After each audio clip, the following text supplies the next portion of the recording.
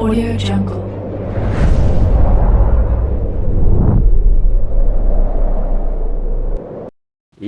Balik lagi bersama Mimin di Manhwa TV. Kali ini kita akan lanjutkan pembahasan dari cerita Catastrophic Freeze. Mimin infokan kembali bagi teman-teman yang ingin menonton video terbaru lebih cepat, silahkan bergabung menjadi member di channel ini dengan biaya 5.000 per bulannya. Jika tidak, teman-teman bisa bersabar lebih dulu selama 2-3 hari untuk menonton video tersebut. Tanpa berlama-lama, yuk kita masuk ke disclaimer dulu.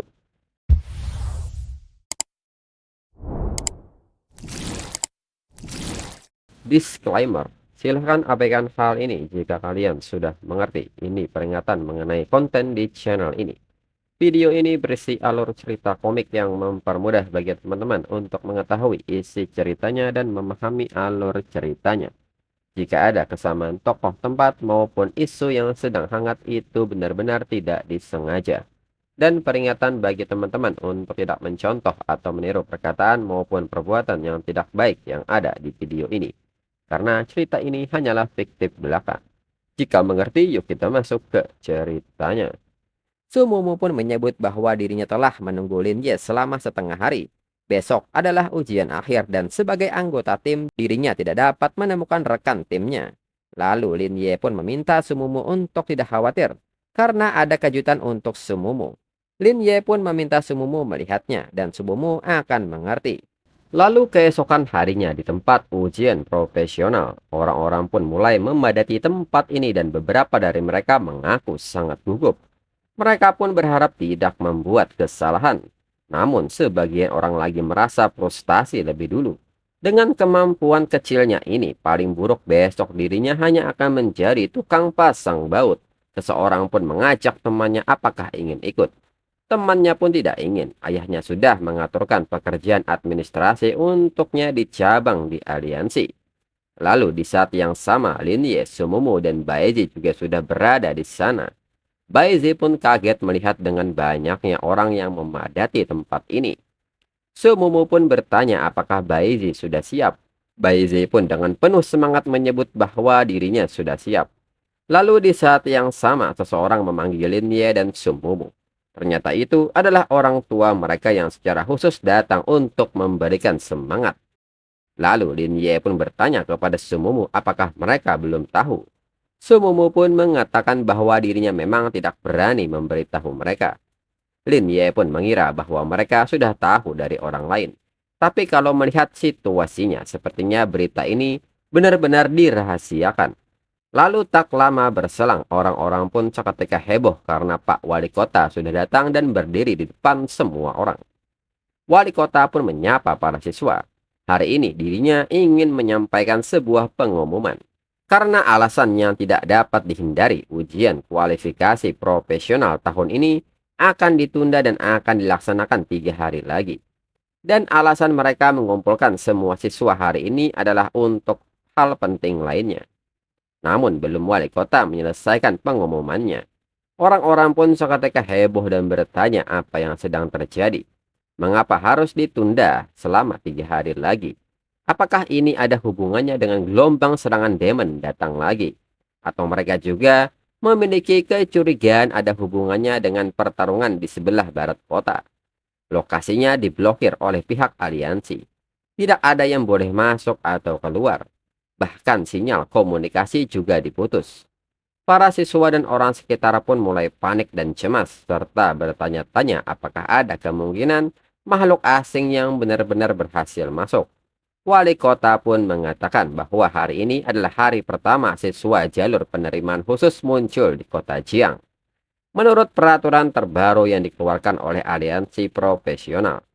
Mulai sekarang, setiap siswa jalur penerimaan khusus sebelum ujian profesional terakhir dimulai, dia harus menantang sebuah ruangan rahasia khusus bersama rekan tim yang mereka pilih. Selain itu, tantangan di ruang rahasia ini juga akan dihitung sebagai bagian dari ujian profesional. Akan ada siaran langsung dari perekaman layar agar semua siswa bisa menonton dan belajar. Dan siswa penerimaan khusus pertama di kota Jiang adalah seorang siswa dari Akademi Profesional nomor 1 di kota Jiang, yaitu Lin Ye. Kemudian di tempat lain, Flying Card memberitahu Chainsmoker bahwa baru saja diumumkan bahwa ujian akhir ditunda 3 hari lagi.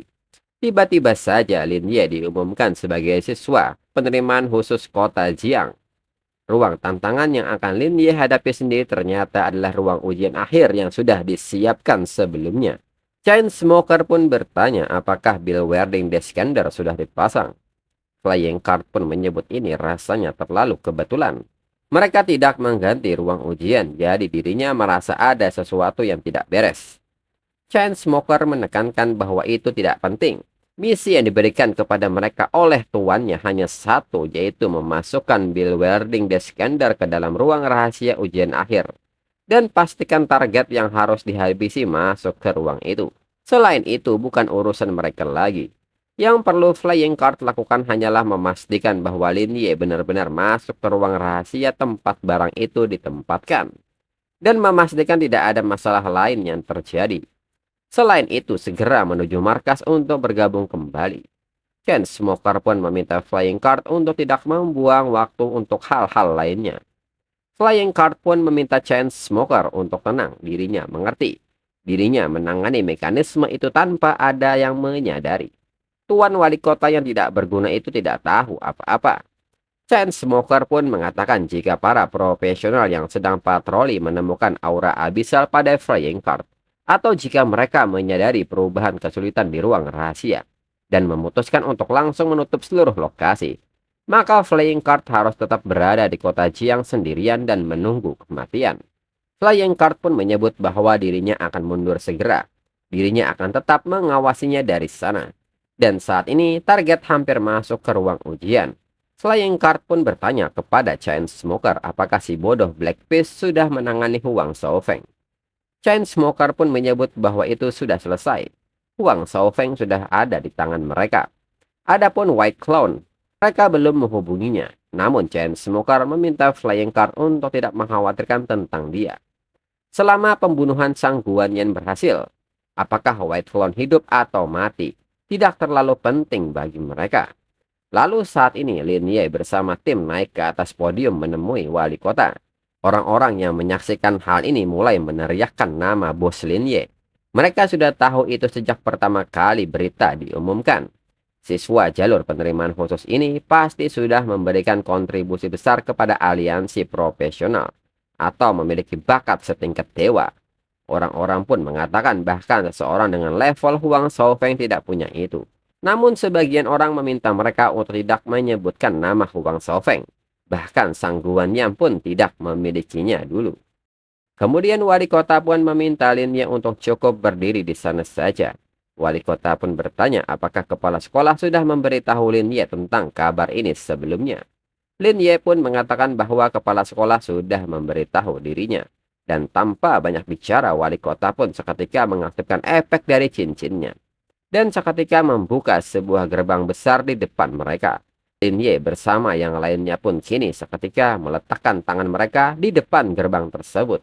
Notifikasi pun meminta mereka untuk bersiap memasuki ruang rahasia tingkat 8 yang tidak diketahui. Dan mungkin bisa naik menjadi tingkat di atas level 10. Tingkat kesulitan adalah mimpi buruk dan kini Lin Ye beserta tim telah memasuki ruang tersebut dan mendapatkan Red Trombone Fragment. Setelah digunakan item ini memungkinkan langsung keluar dari ruang rahasia. Namun tiba-tiba Lin Ye mendapatkan notifikasi peringatan tanda bahaya. Dan notifikasi menyebut bahwa saat sedang diserang, Retron Von Fragment tidak dapat digunakan.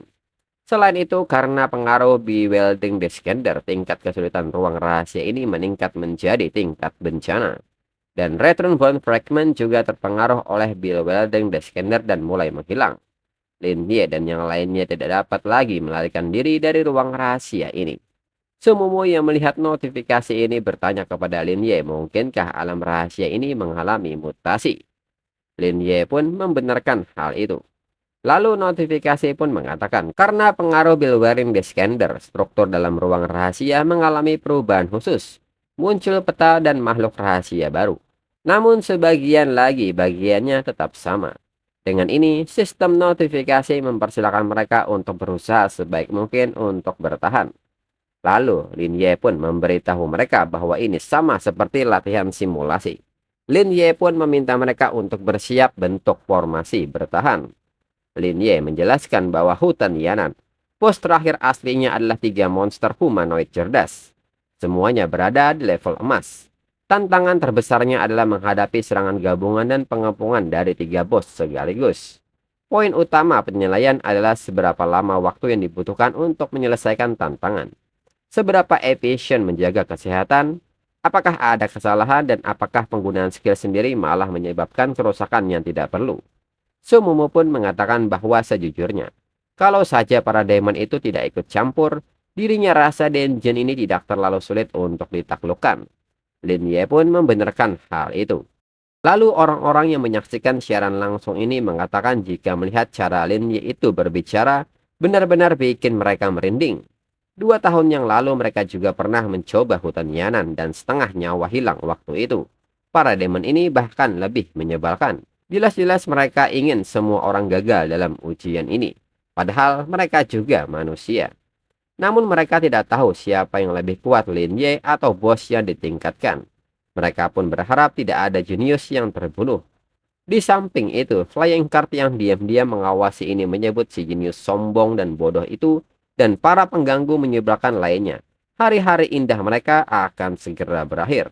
Kemudian kembali ke alam rahasia. Lin Ye mengatakan bahwa tidak ada yang tahu apa saja yang berubah yang akan dibawa Bill Reading the Scanner pada medan dan bos dalam dunia rahasia. Sejauh ini, selain api suhu tinggi, monster kecil dan medannya belum berubah banyak. Dan suku Hope Servant, mereka sudah lama menunggu mereka. Dan diketahui bahwa monster ini bernama Hope Servant, level 15 tingkat emas. Adapun skill yang dimilikinya yaitu Poison Arrow Blind, Concealment, Net Trap, Sneak Attack, dan Sweep Step. Dan seketika Hope Servant mulai maju dan melepaskan serangan berupa Poison Arrow Blind. Sumumu dan Baeji terkena efek ini hingga membuat mereka tidak bisa melihat. Sedangkan Lin Ye sudah lebih dulu melindungi tubuhnya dengan jubahnya. Lalu Lin Ye pun segera menggunakan senjata Azure Sea Type dan mengaktifkan skill Dispel hingga menghilangkan efek debuff ini. Dan Hope Servant sendiri kaget dengan hal ini. Lin Ye pun meminta Sumumu menggunakan Gale Butterfly ke arah jam 2, serta meminta Sumumu untuk mengumpulkan 5 Hope Servant yang terpencar. Dan Baeji harus mengikuti skill Sumumu dan serbu kedua titik di kanan itu, dan gunakan skill terkuat Baeji untuk langsung menghabisi kelimanya. Dengan cepat Sumumu bergerak menggunakan Gale Butterfly dan mengumpulkan Hope Servant yang terpencar. Dan setelahnya Lin Ye meminta Bionic Tears ke arah jam 9. Di kiri ada 3 Hope Servant. Lin Ye meminta Bionic Tears untuk memakai Firestorm yang dilanjutkan dengan Ignite dan ditutup dengan Frost Spill. Segera Bionic Tears melepaskan Firestorm hingga skill ini memberikan efek debuff terbakar secara terus-menerus kepada semua Hope Servant. Lalu Bionic Tears pun melanjutkan serangan menggunakan Frost Spill hingga Hope Servant membeku. Dan Bionic Tears pun seketika memberikan pukulannya. Di samping itu, Sumumu yang telah mengumpulkan Hope Servant menggunakan Gale Butterfly meminta Baeji untuk maju. Baeji pun mengerti dan seketika maju dengan mengayunkan pedang apinya, hingga memberikan kerusakan besar kepada Hope Servant dan menghancurkannya. Di saat itu, seekor monster telah menargetkan Lin Ye. Namun Lin Ye seketika memasuki teknik reversal dan mengayunkan pedang dengan mode penghancur hingga serangan ini membuat monster itu mati seketika. Lalu Lin Ye pun meminta Sumumu dan Baeji untuk terus melanjutkannya, serta perhatikan penggunaan mana mereka untuk gelombang monster elit berikutnya. Mereka pun mengerti. Kemudian di arena, orang-orang yang melihat siaran langsung ini merasa bingung dan bertanya-tanya melihat Lin Ye menggunakan senjata pedang kecil. Mereka pun bertanya apakah ini serius. Mengapa tidak ada yang memberitahu kalau Lin Ye memakai serangan fisik? Lalu orang-orang juga memuji gadis cantik yang bisa memanggil klon dirinya. Itu adalah bakat spesial. Orang-orang yang mengenal Sumumu pun menyebut bahwa dia adalah dewi kampus mereka. Katanya bakat dia sudah diakui oleh pemimpin liga. Siapapun yang bisa jadi rekan tim Lin Ye pasti bukan orang sembarangan. Lalu orang tua mereka pun menyebut bahwa Lin Ye sekarang sudah tumbuh menjadi orang yang bisa diandalkan. Dan Sumumu juga hebat bisa segalanya. Melihat hal ini benar-benar membuat mereka tenang. Di samping itu, Flying Card yang melihat situasi ini merasa jengkel dan menyebut orang-orang ini lemah dan bodoh.